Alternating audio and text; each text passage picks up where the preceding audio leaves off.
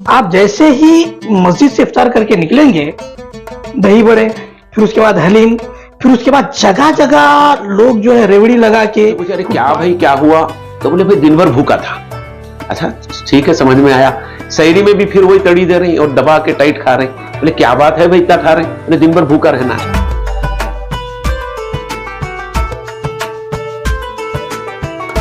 नाज़रीन आदाब, मैं हूं सादुल्लाह खान सबील। हमारे खास प्रोग्राम माह रमज़ान में आपका इस्तकबाल है।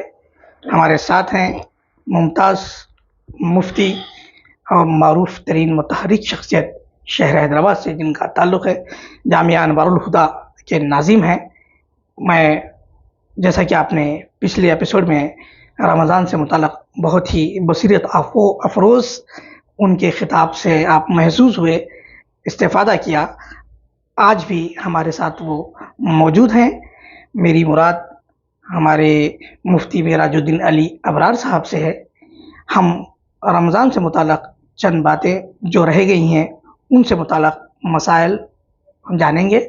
मैं मुफ्ती साहब से पहला सवाल जो ये करना चाहूँगा कि रोज़ा जो टूटता है वो किन चीज़ों से टूटता है, और एक लोगों में मुफ्ती साहब ये लोगों में शक पाया जाता है कि अगर वो नापाकी की हालत में रात में रहें तो वो सुबह जब तक कि गुस्ल ना करें वो सहरी नहीं करते। इससे मुताल्लिक़ आप थोड़ा रोशनी डालिएगा। देखिए रमज़ान में अगर किसी को गुस्ल की हाजत हो जाए रात में, तो बेहतर यह है कि वो सहरी से पहले या सहरी के बाद गुस्ल कर ले, यानी उसकी फजर ज़ाय ना हो। रोज़ा रखा आदमी और फ़र्ज़ ज़ाय हो जाए तो, मगर अगर कोई मसले के एतबार से गुस्ल नहीं करता है, सुबह में उठ के गुस्ल करता है, मगर वो उसके उस रोज़े पे असर नहीं पड़ता। फ़र्ज़ ज़रूर छूट जाएगा उसका, लेकिन रोज़े पे उसका असर नहीं पड़ता, उसका रोज़ा हो जाएगा। और बात के साथ ये भी याद रख लीजिए, फ़र्ज़ की हमारे पास अहमियत नहीं है।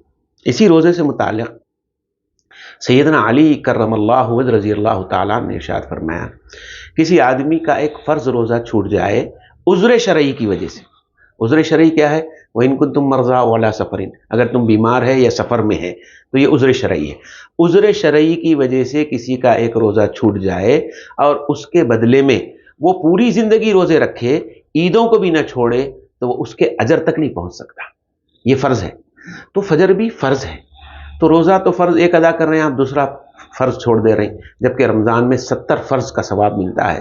तो इसलिए कर लेना चाहिए, जब भी ज़रूरत हो उसी वक्त आदमी गुस्ल कर ले, ख़त्म, बाद में मसला नहीं रखा। लेकिन किसी वजह से इंसान है, नींद लग गई, पानी नहीं मिला, कोई उज़्र हो गया और वो सुबह में गुस्ल करा, तो उस पर रोज़े पे कोई असर नहीं पड़ेगा।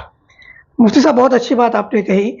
अब और एक मसला ये है हमारे शहर में और हमारे मुल्क में कि जैसे ही पहला दहा गुजर गया, दूसरे दहे से जो बाज़ारों में गहमा गहमी और बाज़ारों की रौनकें जो ख़वातीन बढ़ाती हैं, इससे मुतालिक शरीयत क्या कहती है कि शॉपिंग तो करनी चाहिए, ईद तो है, ईद के दिन खुशी मनाना ये भी ज़रूरी है। तो क्या ईद की खुशी के लिए ये 20 दिन जो 2 दहे हमारे पास है उसको कैसे गुजारना चाहिए और किस तरह गुजारा जा रहा है, इस पर आप क्या कहेंगे? ये बड़ी अहम बात की तरफ आपने तवज्जो दिलाई है। देखिए रमज़ान सिर्फ अल्लाह की इबादत करने और दुनिया के कामों काजों को छोड़ने का महीना, यानी आप साल भर खाते पीते हैं, रमज़ान बोले खाओ पियो भी मत। तो आदमी बोलेगा भाई कमाना है ना, तो कमाना क्या के वास्ते, खाने पीने है ना, भाई खाना पीना ही नहीं है आपको तो कमाए क्यों? पूरा टाइम अल्लाह की इबादत, उसकी बंदगी की तरफ लगाओ। यहाँ तक कि आपसे ये कहा जा रहा कि भाई आप बीवी बच्चों को भी छोड़ दो। एहतिकाफ क्या है? आखिरी 10 दिन जो एहतिकाफ है क्या है? वो बीवी बच्चों को भी छोड़ दो। यानी अब ये महीना पूरा आपको मुनहमिक होना है अल्लाह की इबादत में। और ईद से कपड़ों का कोई ताल्लुक नहीं। भाई पहले ज़माने में ईद के ईद कपड़े बनते थे, लोग कपड़े कर लेते थे, ठीक है, उसके लिए थोड़ा वक्त लगा के रमज़ान से पहले आप तैयारी कर लो, वरना नए कपड़े पहनने का कोई कॉन्सेप्ट नहीं है। हदीस में जो आया है, जो अच्छे कपड़े मुयस्सर हैं वो पहनो। और ईद का जो कॉन्सेप्ट है शरीयत में अलग कॉन्सेप्ट है, हमारा कॉन्सेप्ट अलग है। आप देखिए, एक कॉमन सेंस की बात है, ईद का मतलब खुशियाँ मनाओ। तो खुशियाँ मनाने में होना ये चाहिए था कि चलो आज ईद है, तुम लोगों को खुशियाँ मनाओ, लिहाजा आज नमाज तुमको माफ़, ये होना चाहिए था। हालांकि आज एक नमाज बढ़ गई है, ये शरीयत का कॉन्सेप्ट ऑफ ईद है। आप समझिए, आम दिनों में 5 नमाजें हैं और ईद के दिन 6 नमाजें हैं। ईद की नमाज भी वाजिब है। تو ہمارے پاس خوشی کا شریعت میں کانسیپٹ یہ ہے اللہ کی زیادہ عبادت کرو، اللہ کی طرف زیادہ متوجہ ہو. یہ نہیں کہ آزاد ہو جاؤ پھر لو، اب عید ہے تو نماز بھی نہیں، اب تک رمضان میں نماز پڑھ رہے تھے پانچوں نمازیں، عید کے دن نماز بھی نہیں ہو رہی، مسجد خالی ہو گئی. یہ ہمارا سیلف بنایا ہوا کانسیپٹ ہے، جس کی وجہ سے ہم رمضان جیسی عظیم عبادت کو اور عظیم الشان مہینے کو، جس کا ایک ایک لمحہ قیمتی ہے، اس کو ضائع کر رہے ہیں بازاروں کی زینت بن کے. اور ہماری قوم کا حال برا ہے، جو سال بھر کاروبار نہیں کرتا انہیں بھی رمضان میں کاروبار کر رہا. حالانکہ یہ کاروبار کا مہینہ ہے ہی نہیں. 11 مہینے کاروبار کرو، اس مہینے میں کاروبار ختم، کاروبار روک دو. کیوں؟ کاروبار کر رہے ہیں کھانے پینے کے واسطے، کھانا پینا ہی نہیں ہے تمہارا کو، بیوی بچوں کے واسطے، بیوی بچے بھی چھوڑ دینا ہے، تو کمانے کی کہاں گنجائش ہے؟ ٹھیک ہے، اللہ نے منع نہیں کیا، حسب ضرورت کچھ وقت آدمی نکالے، کوئی محتاج ہے، ضرورت مند ہے، اس کا روز کی کمائی پہ چلتا ہے، مجبور ہے، تو ویسا آدمی کمائی کرے. ورنہ جو آدمی خود مکتفی ہے اور ایک مہینہ بغیر کمائے کے رہ سکتا ہے، تو اس کے لیے تو ضروری ہے کہ وہ ایک مہینہ اپنا کاروبار بند کرے. 11 مہینے کماؤ اور ایک مہینہ اللہ کی محبت میں اور اس کی بندگی میں گزارو. یہ شریعت والا کانسیپٹ ہے رمضان کا، جس کو ہم بالکل الٹا کر کے رمضان کو فیسٹیول بنا لیے. اس میں کھانا پینا، دعوتیں، حلیم، دہی بڑے، میوے، سال بھر نہیں کھاتے سو رمضان میں کھاتے. رمضان میں خرچہ نہیں ہونا ہے، سال بھر کا سب سے زیادہ خرچہ رمضان میں. اور کپڑوں تک محدود نہیں ہے، کپڑے بھی ہونا، گھر میں کلر بھی ہونا، اور جو ہے آپ کے پردے بھی نئے اور چادراں بھی نئے اور غلافاں بھی ہونا. اور ہماری عورتوں کا، ایک صاحب نے کہا کہ ہماری شہر کی عورتیں جو ہے 3 مرتبہ دکان جاتی، ایک بار جا کے پسند کر کے آتے، دوسری بار جا کے لیتے، تیسری بار جا کے اس کو بدلاتے. ایک عورت 3 بار جاتی دکان. تو یہ شاپنگوں کا مہینہ ہی نہیں ہے میرے بہنوں، میری ماؤں. اللہ کے لیے آپ اس مہینے میں اللہ نے ایک بہت بڑی نعمت دی ہے، اس سے استفادہ کریے. کاش ہم کو یہ سمجھ میں آئے تو آج یہ جو ملاؤں کا اور یہ آپ کے عاملوں کا جو دھندا چل رہا، یہ سب دھندا ختم ہو جائے گا. اگر آپ میری ماؤں بہنوں سحری کے وقت اپنے دامن کو پسار لیں اللہ کے سامنے. آپ سحری پکانے اٹھ رہی ہیں نیند قربان کر کے، سحری کھانے اٹھ رہے ہیں ہمارے بھائی نیند قربان کر کے، 10 منٹ پہلے اٹھ جاؤ، منہ دھو رہے ہیں وضو کر لو، اور کم سے کم 2 رکعت یا زیادہ سے زیادہ 8 رکعت اللہ کے سامنے تہجد کے پڑھ لو اور دامن کو پھیلاؤ، آپ کی ہر مراد پوری ہو جائے گی. مفتی صاحب بہت اچھی بات آپ بتا رہے ہیں، اس کو ہم جاری رکھیں گے. لیکن چونکہ ہم حیدرآباد میں رہتے ہیں، جی ہمارا جو ماحول ہے، ابھی تو روزہ ہے کہ بچ جانا ہے روزہ. کھانے پینے سے بچنا اور جھوٹ سے بچنا، جھگڑے سے بچنا. اگر کوئی تم سے جھگڑا کر رہا ہے تو تم اس سے کہہ دو کہ میں روزے سے ہوں. یہ تو ٹھیک ہے، یہاں تک تو اس پر تو میں سمجھتا ہوں آلموسٹ سبھی عمل کرتے ہیں.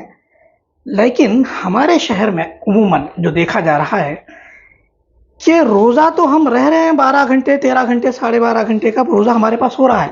اس کے بعد کے جو حالات ہیں آپ دیکھیے گا، آپ جیسے ہی مسجد سے افطار کر کے نکلیں گے، دہی بڑے، پھر اس کے بعد حلیم، پھر اس کے بعد جگہ جگہ لوگ جو ہے ریوڑی لگا کے فٹ پاتھ پہ پتہ نہیں کہاں کہاں سے آ جاتے ہیں کہ اتنی بسیار خوری ہو رہی ہے، اتنا کھا رہے ہیں. تو اس بارے میں آپ کیا کہیں گے؟ کیا کہتی ہے شریعت اس سے متعلق؟ جی، میں وہ اس پہ آ رہا تھا کہ فاقہ کشی مقصد رمضان نہیں ہے. تو یہ جو دن بھر بھوکا پیاسا آپ کو رکھا گیا ہے، اس کا مطلب یہ نہیں ہے کہ آپ جو افطار کے بعد جو ہے فل ٹائٹ ہو جائیں. آپ جیسا بول رہے ہیں اس کا مزاج ہمارا یہ ہو گیا ہے کہ آدمی افطار کے بعد خوب کھا رہا. اسے پوچھا ارے کیا بھائی کیا ہوا؟ تو بولے بھائی دن بھر بھوکا تھا. اچھا ٹھیک ہے، سمجھ میں آیا. سحری میں بھی پھر وہی تڑی دے رہی اور دبا کے ٹائٹ کھا رہے ہیں. بولے کیا بات ہے بھائی اتنا کھا رہے ہیں؟ بولے دن بھر بھوکا رہنا ہے. تو یہ مقصد نہیں ہے. آپ کے روزے کا مقصد فوت ہو گیا.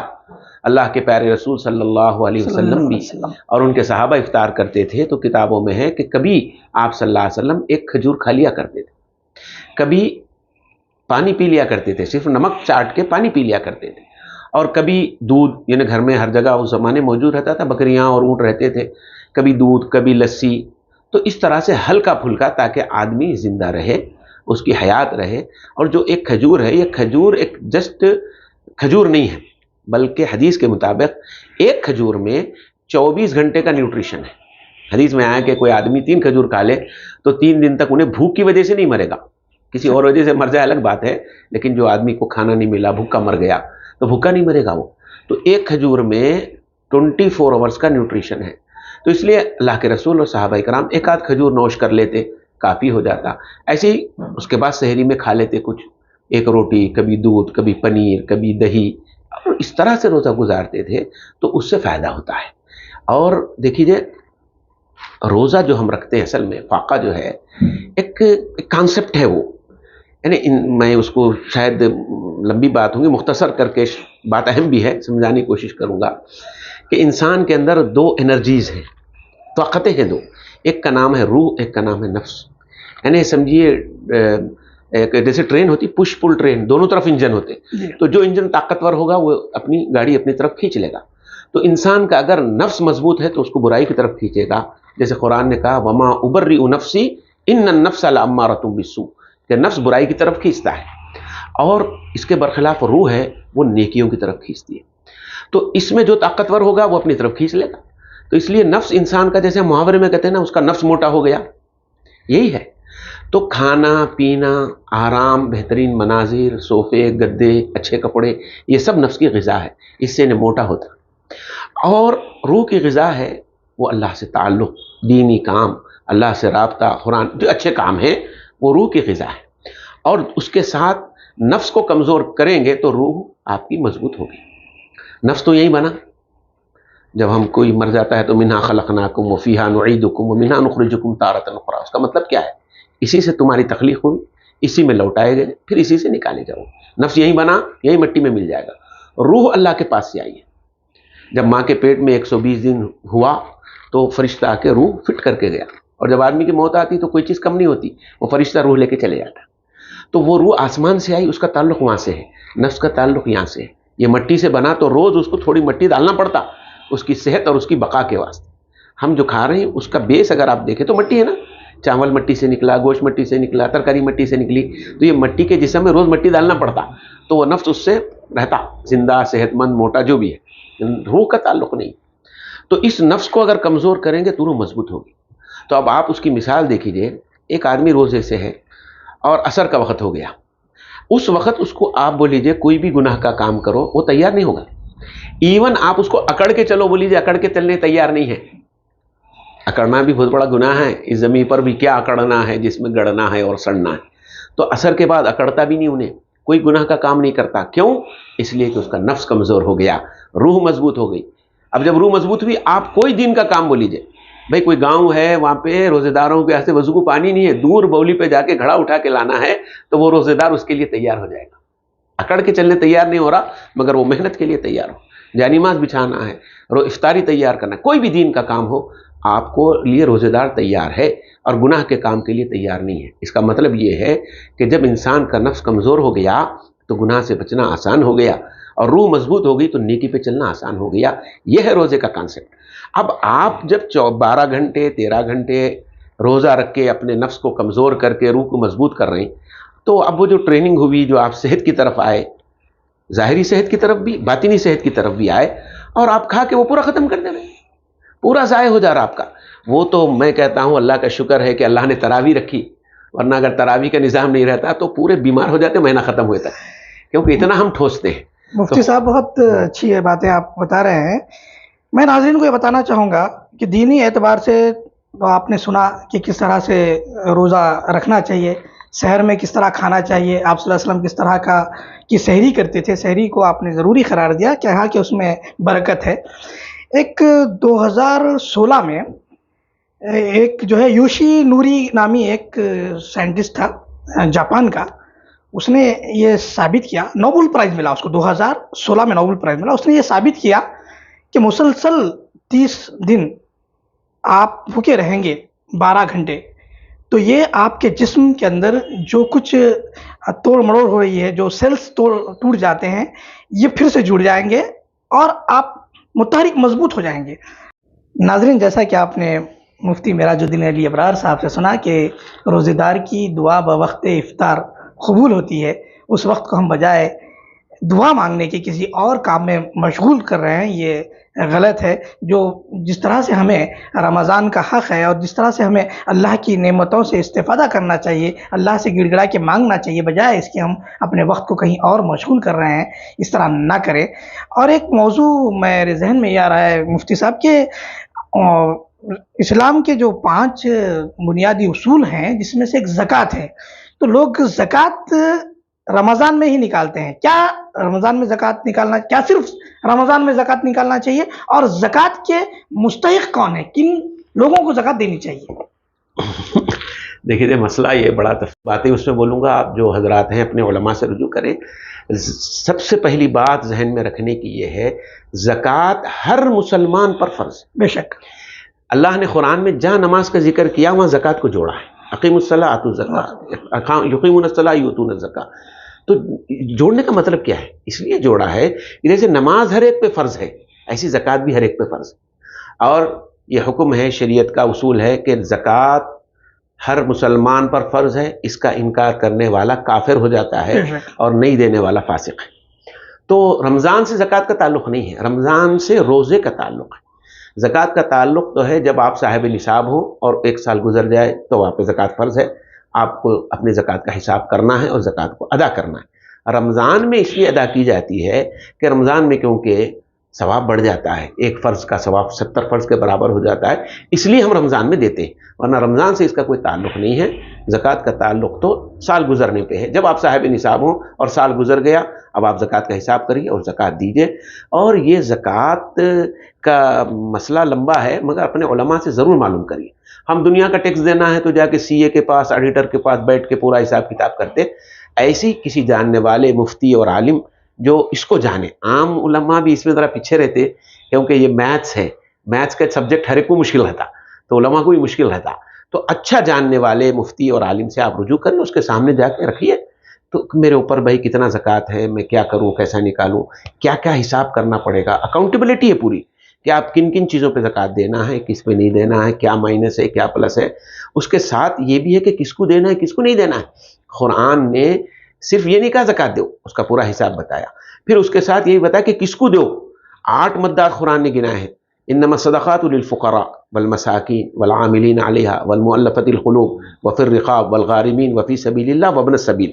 ये 8 मद्दात हैं। अब ये 8 मद्दात मौजूद हैं या नहीं है? भाई पहला आया फ़ुक़रा और मसाकीन। फ़ुक़रा मसाकीन का एक कॉन्सेप्ट है शरीयत में। फ़ुक़रा का मतलब ये जो रोड पे मंग लेते फिर रहे, ये फ़ुक़रा नहीं है, गरीब के माने मिस्किन नहीं है। फ़ुक़रा मिस्किन का जो फ़ुक़हा ने कॉन्सेप्ट दिया है वो ये है, मुख्तसरन, लंबी बहस है, उसमें इख्तिलाफ है उलमा के, कि भाई जिसके पास जो साहिब निसाब नहीं है नंबर 1, और जिसके पास महीना भर खाने का कोई नज़म नहीं है, यानी जैसे आदमी का नौकरी है, उन्हें महीना भर उसको तनख्वाह पे खा लेता, उन्हें उसके बच्चों को काफ़ी हो जाता, या फिर जो है घर है उसका किराया आ जाता, महीना उसका खाने का पूरा हो जाता, ज़रूरियात नेसेसरीज, या जिसको आप आर्डनरीज कहते हैं। आर्डनरीज है, इसमें एक्स्ट्रा आर्डनरी तो बहुत खर्चे आदमी के, कितना भी बस नहीं होता। जो आर्डनरीज है उसके वो पूरे हो जाते हैं तो वो भी ज़कात नहीं ले सकता, भले ही उस पर ज़कात फ़र्ज ना हो। ये बड़ी बारीक चीज़ है। और उसके बाद आमिलीन है, आमिलीन आजकल नहीं है, उसका एक कॉन्सेप्ट है कि इस्लामी हुकूमत हो और वो ज़कात वसूल करने भेजे तो वो आमिलीन होंगे। तालीफ़ क़ल्ब के सिलसिले में भी फ़ुक़हा कहते हैं अब बाकी नहीं रहा। तो अब इसमें सिर्फ यही है, फ़ुक़रा, मसाकीन और मक़रूज़, जो इसके ऊपर कर्ज़ है वो उसको ज़कात दे सकते हैं। और जितनी ज़कात जो है एक आदमी को निसाब से कम देना है, निसाब से ज़्यादा नहीं देना। और आज जो है निसाब बनता है अप्रॉक्सीमेटली 35,000 में। कोई आदमी आज के ज़माने में 35,000 का मालिक है तो वो साहिब निसाब है, उस पर ज़कात फ़र्ज़ है। कान खोल के समझ लो भाई, 35,000 के तो मोबाइल ना लेके फिर रहे और ज़कात नहीं देते। मोबाइल पे ज़कात नहीं है लेकिन आप मालिक तो हैं उसके, आप साहिब निसाब है, आपको हिसाब करना है। और हिसाब के लिए तारीख़ मुकर्रर करो, ये हम बार बार कहते हैं, इसी में कन्फ्यूजन होता और कई मसले इसकी वजह से गड़बड़ाते। एक तारीख़ मुकर्रर करो, आप उस तारीख़ को हिसाब करो कि भाई आज मेरे पास क्या है, साल भर क्या हुआ, फ्लैक्चुएशन, उससे कोई मतलब नहीं है। भाई अब दुकानदार है, उसके पास रोज़ माल आता, रोज़ जाता, अब उन्हें क्या हर माल पे एक साल गिन के ज़कात दूंगा? नहीं, फिक्स कर दो तारीख़ चांद की, और उस तारीख़ को पोजीशन क्या है। तो मर्द हजरात जो होंगे उनके पास आमतौर पे पैसा होता, तो भाई आज मेरे पास कितने पैसे हैं, बैंक में कितने हैं, घर में कितने हैं, पॉकेट में कितने हैं, या लोगों के पास कितने पैसे, वो टोटल करना, उसका 2.5% ज़कात। ताजर है तो पूरा माल तिजारत, किसी भी चीज़ की तिजारत करो, वो पूरा माल तिजारत गिनना पड़ेगा। भले ही एक दिन आपको दुकान बंद करना पड़े, पूरा एग्जैक्ट गिनना, अंदाजे पे नहीं चलता, याद रखिए। आप अंदाजे पे पूरी दौलत खर्च कर देंगे, ज़कात अदा नहीं होती। ज़कात हिसाब से, जैसा नमाज फ़र्ज़ है तो हिसाब से पढ़ना पड़ेगा ना। फजर है मैं 2 की बजाय 4 पढ़ता हूँ तो आपकी नमाज नहीं होती। भाई मगरिब के 3 क्या है, ये 2 भी नहीं 4 भी नहीं, मैं 4 तो भी पढ़ता हूँ 2 तो भी पढ़ता हूँ, तो नमाज नहीं। जितना हुक्म है उतना ही। तो ज़कात में भी ऐसे ही है, आपको एग्जैक्ट हिसाब करना पड़ेगा। हिसाब करने के बाद अब आप इजाफा करने, वो अलग सूरत है। تو پورا حساب کرنا. عورتیں کیا کریں گی؟ عورتوں کے پاس سونا ہوتا تو عورت جو ہے تاریخ مقررہ پر آج میرے پاس سونا کتنا ہے اور سونے میں بھی 24 کیرٹ کا ریٹ لگانا. اس دن پوچھو روز جو ہے فلیکچویشن ہوتا مفتی صاحب یہاں ایک سوال ہے کہ ٹھیک ہے عورتوں کے پاس سونا ہے, اگر ان کا خاوند یہ کہے کہ تم پہنتی ہو تمہاری ملکیت ہے پھر میں کیوں دوں زکوٰۃ, تو یہ اس صورتحال میں کیا کرنا چاہیے؟ اس صورتحال میں عورت کو دینا لازم ہے. کہاں سے لا کے دے؟ وہ صرف اس کے پاس سونا ہے, کوئی پیسہ نہیں ہے اس کے تو پاس, سونا بیچ کے دو, سونا بیچ کے دینا ضروری ہے. ضروری ہے. تو کون اس کے ذمہ دار کون ہے؟ ذمہ دار بیوی ہے, جو سونے کی جو مالک ہے وہ ذمہ دار ہے. شوہر اگر دے دے تو ادا ہو جائے گی, اگر شوہر بولا میں نہیں دیتا تو اس پہ کوئی گناہ نہیں ہے, عورت پہ ہے, اس کو وہ سونا بیچ کے دینا پڑے گا. سونا پہننا فرض نہیں ہے اسلام میں, آپ کی خواہش ہے مت پہنو آپ, لیکن اس میں سے توڑ کے اتنا دو یا اتنا بیچ کے دو یا اتنے پیسے کر کے دو. البتہ اس میں یہ سہولت ہے کہ آپ کے پاس سونا ہے, ایک دم زکوٰۃ نکل گئی آپ کے پاس. آج کل سونا مہنگا ہو گیا بھائی, کسی کے پاس آج کل عام طور پہ 10 15 20 تولے رہتے, اب 20 تولے سونا ہے 65,000 کا ریٹ ہے, تو تقریباً اس کے 13 لاکھ روپے ہو گئے. تو اب اس کی زکوٰۃ بھی 40-50 ہزار کے قریب ہو جاتی. اب 50 ہزار کہاں سے دیں گے انہیں؟ تو شریعت نے اس کو کہا کہ بھائی تاریخ کو حساب تو کر لو, آپ کی بن گئی 40 ہزار زکوٰۃ مثلاً, تو اب شریعت بولی کہ بھائی آپ تھوڑے تھوڑے کر کے دے دو, 5-5 ہزار 5-5 ہزار کر کے پورے سال میں دے دو ضرورت مند کو, ایسا کر سکتے ہیں. تو یہ ہے زکوٰۃ میں عورت کیا کرے گی؟ آج سونا کتنا ہے 24 کیرٹ کا حساب کرنا, چاندی کتنی ہے اور کیش کتنا ہے, چولہے خانے میں چلر کتنے وہ بھی گننا پڑے گا. لوگوں کے پاس وہ رکھتے نا پرسوں میں تکیے کے نیچے, وہ یہ پورے نکال کے گننا اور اس کا 2.5% نکال لینا. حساب کر لو تاریخ کو, دو کبھی بھی سہولت ہے. بہرحال یہ بہت تفصیل طلب گفتگو ہے زکوٰۃ کی, ہمارے پاس اتنا وقت نہیں ہے کہ ہم اس پر مزید روشنی ڈال سکیں یا مفتی صاحب سے